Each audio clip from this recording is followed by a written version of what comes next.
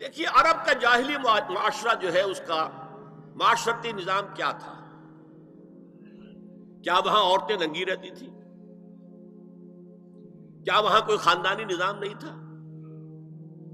یہ نہ سمجھیے کہ وہاں کوئی اس طرح کا معاملہ تھا کہ کوئی خلا تھا۔ نمبر ایک، ان کا قبائلی نظام بہت مضبوط تھا، اور جب قبائلی نظام مضبوط ہوتا تو خاندانی نظام بہت مستحکم ہوتا۔ قبیلہ خاندانوں کے مجموعے کا نام ہے نا۔ نمبر دو، شرفاء کی جو خواتین ہوتی تھی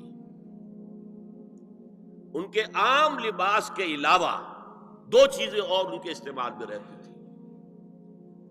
ایک خمار، اوڑھنی، گھروں کے اندر وہ اوڑھنی اوڑھتی تھی۔ ایک جلباب، لمبی سی چادر کہ جب باہر نکلتی تھی تو اس میں اپنے پورے جسم کو لپیٹ لیتی تھی، لیکن چہرہ نہیں چھپاتی تھی۔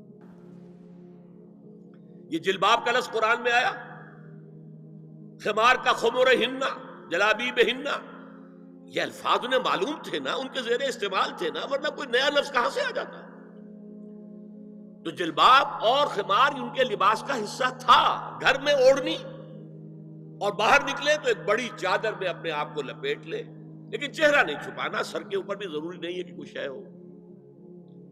البتہ نہ گھر کے اندر کوئی مخلوط اجتماعات کی کوئی پابندی تھی، مرد ہیں عورتیں ساتھ ہیں، بیٹھے باتیں ہو رہی ہیں، خوش گپیاں ہو رہی ہیں، کھانا کھا رہے ہیں ساتھ مل کر، جیسے آج ویسٹ میں ہے۔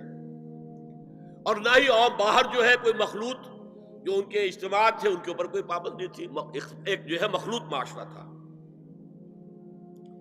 لیکن نمبر تین، وہاں ایک طبقہ تھا کنیزوں کا، کنیزیں، باندیاں، عام خادمائیں، انہیں جاریات بھی کہہ دیتے تھے، چھوکریاں۔ ان کا جو ہے معاملہ یہ تھا کہ ان کے لیے نہ کوئی جلباب تھی، نہ کوئی خمار تھا، یہ ننگے سر، ننگے منہ، چہرہ کھلا ہوا آتی تھی۔ لباس کے بھی کوئی بہت زیادہ ان کے کوڈ نہیں تھے، بے پردگی، عریانی، بے حیائی اور بے شرمی، یہ سب ان میں تھا۔ یہاں تک کہ ان کے آقا ان سے پروسٹیٹیوشن بھی کرواتے تھے، جس کو کہ روکا ہے قرآن میں آ کر سورہ نور کے اندر۔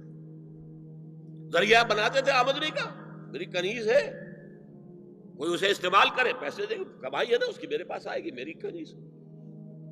تو یہ پروسٹیٹیوشن، قحبہ گری جو ہے یہ بھی ان کے اندر عام تھی۔ تو یہ دو طبقے ہو گئے، شرفاء کی خواتین اور یہ عام چھوکریاں، خادمائیں، باندیاں، کنیزیں، جاریات۔ اور ان سے چھیڑ چھاڑ کرنے کا لوگوں کو حق تھا۔ وہ بازار میں نکلی ہے تو وہ چھیڑے گا، کیونکہ وہ تو ان کا معاملہ یہ ہے۔ پروسٹیٹیوشن کے لیے بھی جب آمادہ ہے، یا ایک ہے معاملہ چل رہا ہے پروسٹیٹیوشن کا بھی، تو چھیڑ چھاڑ کے اندر تو کوئی بھی رکاوٹ ہے ہی نہیں۔ اس پس منظر میں دیکھیے اسلام نے جو معاشرتی چینجز کی ہیں، جو معاشرتی اصلاحات کی ہیں، ان کے ہدف کیا ہے؟ پہلا ہدف مضبوط خاندانی نظام۔ یہ خاندانی نظام شروع ہوتا ہے ایک مرد اور ایک عورت کے درمیان ازدواج سے، اور وہاں نکاح ہوتا تھا۔ ان دونوں کے درمیان جتنی محبت ہوگی، جتنا قرب ہوگا، جتنا باہمی اعتماد ہوگا، اتنا ہی خاندان مضبوط ہوگا۔ اس لیے کہ یہ فرسٹ ڈائمنشن ہے خاندان کی، شوہر اور بیوی۔ اب شوہر اور بیوی کو اللہ نے اولاد دے دی، second dimension has been added now. استحکام خاندان کے لیے ضروری ہے کہ اولاد والدین کا ادب کرے، ان کی خدمت کرے ان کے بڑھاپے میں۔ یہ کہنے کی ضرورت نہیں تھی کہ اولاد سے محبت کرو، اولاد کی محبت تو دل میں ہے ہی ہے، اور اس کے لیے تو یہ کہنا پڑتا زیادہ محبت نہ کرو، زیادہ لاڈ پیار کرو گے بگڑ جائیں گے، ان کے محبت کی وجہ سے حرام میں منہ نہ مارو، انہیں اچھا کھلانا، اچھا پہنانا، یہ روکا گیا ہے۔ کہیں نہیں کہا گیا اپنی اولاد سے محبت کرو، وہ تو ہے، کریں گے، ہاں، لیکن بوڑھے والدین قرآن میں 5 جگہ اللہ کے حق کے فوراً بعد والدین کا حق ہے. وَقَضَىٰ رَبُّكَ أَلَّا تَعْبُدُوا إِلَّا إِيَّاهُ وَبِالْوَالِدَيْنِ إِحْسَانًا أَنِ اشْكُرْ لِي وَلِوَالِدَيْكَ. دیکھیے سورہ لقمان میں أَنِ اشْكُرْ لِي، شکر کرو میرا، میں خالق ہوں تمہارا، رب ہوں تمہارا، وَلِوَالِدَيْكَ، اور اپنے والدین کا، کیونکہ وہ ذریعہ بنے ہیں تمہارے اس دنیا میں آنے کے.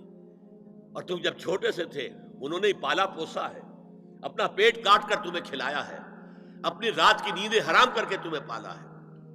لہذا وَقَضَىٰ رَبُّكَ أَلَّا تَعْبُدُوا إِلَّا إِيَّاهُ وَبِالْوَالِدَيْنِ إِحْسَانًا. اور تیسری ڈائمنشن بہن بھائیوں میں رشتہ، اولو الارحام، صلہ رحمی کرو، اخوت. یہ 3 ڈائمنشن ہوئے نا. ہمارا سپیس کا تصور کیا ہے؟ 3 ڈائمنشنل سپیس، چوڑائی، لمبائی اور اونچائی یا گہرائی.